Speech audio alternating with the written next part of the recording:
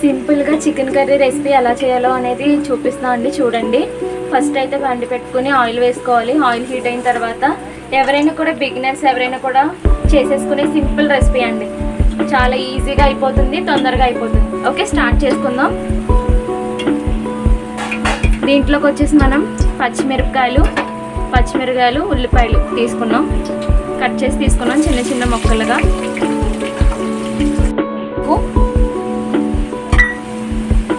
అలాగే సాల్ట్ కూడా వేసుకుందామండి. సాల్ట్ వేసుకుంటే ఏంటంటే కనుక ఉల్లిపాయలు తొందరగా మగ్గుతాయి.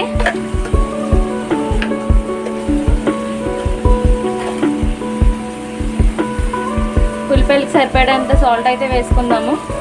ఇదైతే మనం ఉల్లిపాయలు వేగేంత వరకు ఫ్రై చేసుకుందాము. 5 minutes అండి. ఆనియన్స్ అయితే ఫ్రై అయినాయండి. దీంట్లో కొంచెం కొత్తిమీర వేసుకుందాం.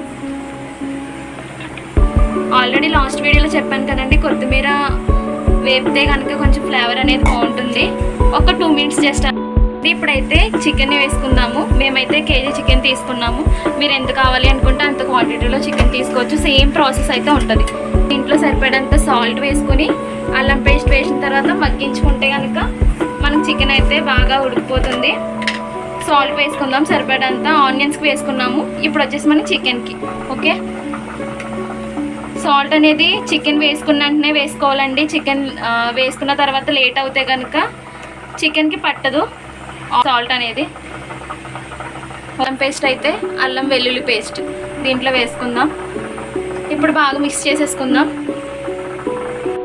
అయితే బాగా మనం మిక్స్ చేసుకుందాం.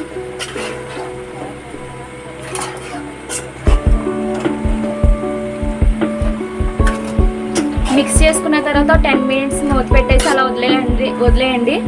ఈ లోపల మనకి వాటర్ అనేది పైకి వచ్చేస్తుంది. చికెన్లో అయితే ఇప్పుడు చూడండి, మీకు వాటర్ కనిపిస్తున్నాయి. వాటర్ వస్తాయి అలాగా. అయితే చికెన్లో పసుపు అయితే వేద్దాము.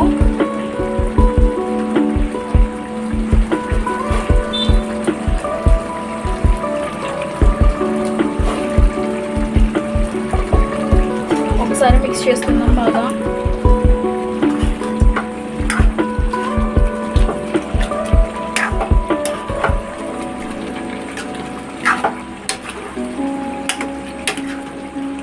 బాగా అయితే మగ్గిందండి. అయితే మనం కారం యాడ్ చేద్దాం.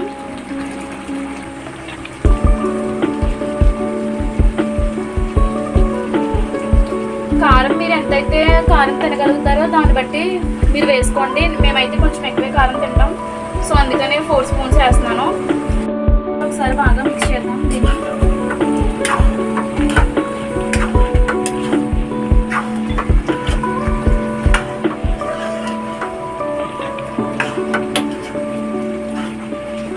వాటర్ వేసుకుందాం.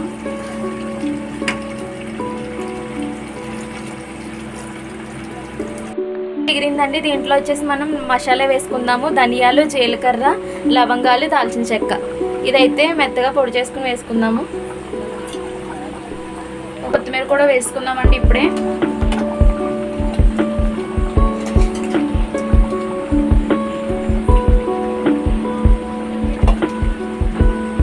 ఎంతో టేస్టీగా ఉండే సింపుల్గా చేసుకునే చికెన్ కర్రీ అయితే రెడీ అయిపోయింది.